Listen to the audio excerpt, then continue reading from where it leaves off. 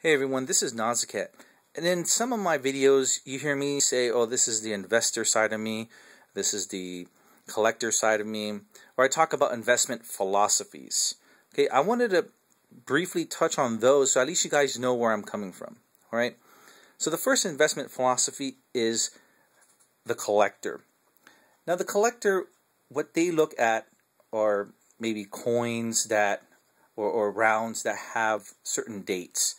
For example, I have this kookaburra, and it's 1996. They might want to collect 97, 98, and so on. They also look at condition. Okay, is this pretty much well maintained? Are there scratches? Are there tarnishes? They might look at something like that. The picture, you know, if they like kookaburras, you know, they're going to collect kookaburras. You know, if they like the Indian heads, they might want to collect those. Okay, and also rare coins. This one's not so much rare, but the thing is, I haven't seen it, and it carries a little bit of silver. So I said, what the heck? You know, bought it for $1.50. As you can see here, you know, it's all this stuff on there. So as a collector, I probably wouldn't buy this. I would want to get it as mint as possible. Okay. And as a collector too, it depends on if you need money or not. If you park all your money in this collection and all of a sudden you can't pay bills, or you're just tired of the collection, you just want to sell it. You know, the collectors, they're either in it for the long haul or the short haul, depending on either their situation, or they just grow tired of it, or they sit there and say, well, I have no more room, so I might as well start getting rid of some. Okay, so that is the collector philosophy. Okay, and again, as collectors, I also want to say that there is a little sub part to them. There's the numismatic and the non-numismatic. As you can see, for me, I am a non-numi. That's what I call him. I'm a non-numi. I don't get coins that are slabbed and graded. Okay, then you have the numismatic people. They buy those, but they're high premiums. So for me, I don't want to pay high premiums. For them, they might, because they just want to collect whatever coin or whatever round that they want. Okay, and so speaking of the investor side of me, let's move over to the investor philosophy. Okay, with the investor philosophy, they're looking to capitalize on their investment. They want to make as much money as possible. Okay, so are they worried about the condition of the coin? No. They just want to have the metal content. And they'll go with large denominations. They might go with a 100-ounce bar. They might go with 1 kilo bar or 8 ounces. You know, they'll invest a large amount of money and get a large number of bars, coins, rounds, whatever they can get. Okay, and also too, and I kind of adopt this too, I have different coins here. I have the Canadian maple, and I have the Mexican onza. Now, the way I see it is that I'm investing, in different countries. Some people may not see that. They might just see this as coins. I see it as this, I'm investing in different countries. Okay, now these are coins because they're minted by a government mint. So I kind of feel like, you know, that is that's what I'm investing in, different countries. Last but not least is the Survivalist. Oh, my dogs are barking.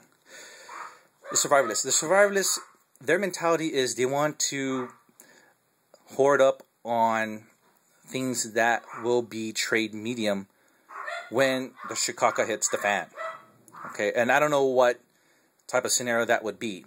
But what they're doing is they're going to be storing up either, of course, number one, small denominations. They're not going for the 100-ounce bars. They might go for just the 1 ounce. Okay, and they're also going to collect different percentages of the metal. Like I have here, these are 90%. And also weights. I have 1 gram of gold. I'm not going to buy 1 ounce because it's going to be really hard to use that as a trading medium. So I'm going to keep it small, keep it light, so that I can put them out in my bug out bags and I can use them as a trade medium. Okay. Then, I have hybrids. Okay. First one is the collector investor. Okay. With the collector and investor, what you might probably do is collect in large denominations, but you're also going to collect things that you don't have. Let's say, for example, well, I like art bars, and they might have a 5-ounce art bar. Or, like for this one's a 2-ounce kookaburra, and I liked it, so I bought it. Okay. And also the thing is too, if the price of silver does go up, if you wanted to, you can sell off some of your collection and capitalize. Like for example, this Mexican peso. Although it's a nice coin, it looks old, it's got some silver. So if hyperinflation hits and silver goes up, I can possibly trade this in, get some cash, so I can buy some ammo, I can buy some food. Okay, and also too, when you do sell back coins, again, these are coins, they're minted by the government. You have premiums on them too when you sell them. So you'll get more if you sell these coins versus the rounds. So that's something for you to think about too. If you are a collector investor and you start seeing silver go way up, let's say you start seeing it $55, $60 an ounce, and you want to capitalize on that, you can sell off some of your coins, get the premiums also, and use that for, I don't know, paying bills, or you need to buy something. And any type of necessity you need, you can use that cash. And you can still keep some of your collection. Okay? So that's your collector/investor. Then you have your collector survivalist. And that's kind of strange, why would you have collector survivalist? Okay? Well, for example, I like collecting mercury dimes. In this whole stack, these are all mercury dimes. You will not find a Roosevelt dime in here because of the fact that these are more rare. I like to collect them, okay? But also in the same sense, I can still use this as a form of trade medium, okay? So that's, how I see the collector survivalists. They collect in small denominations, but they collect maybe one thing in particular. As for me, I collect mercury dimes. I do also have the Franklin halves. I have probably only one Kennedy half. I have about a couple of Franklin halves as well as Walking Liberty halves. So, that's my collector side talking, but also my survivalist because it's smaller denominations. Okay, and also smaller weights as well as the different percentages.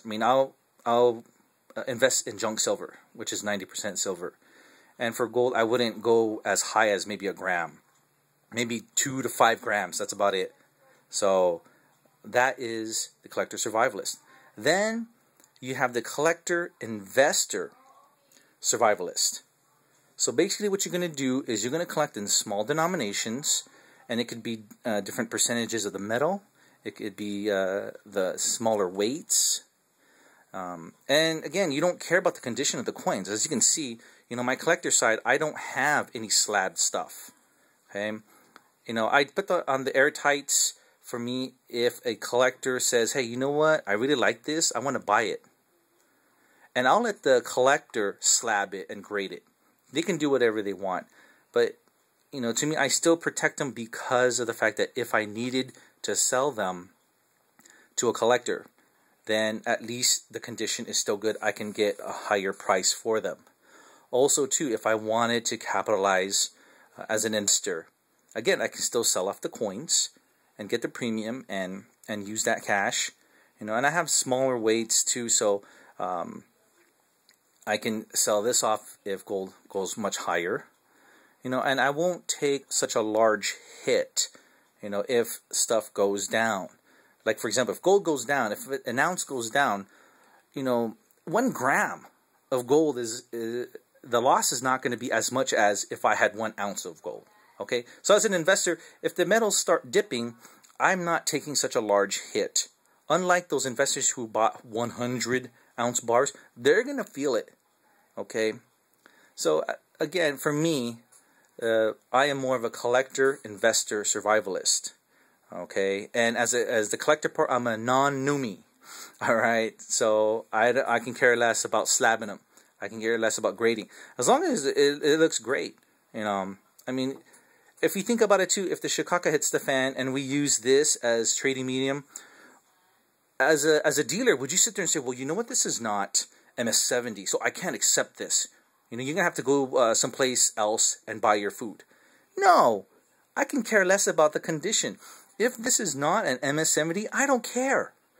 You know, as long as I have some type of trading medium.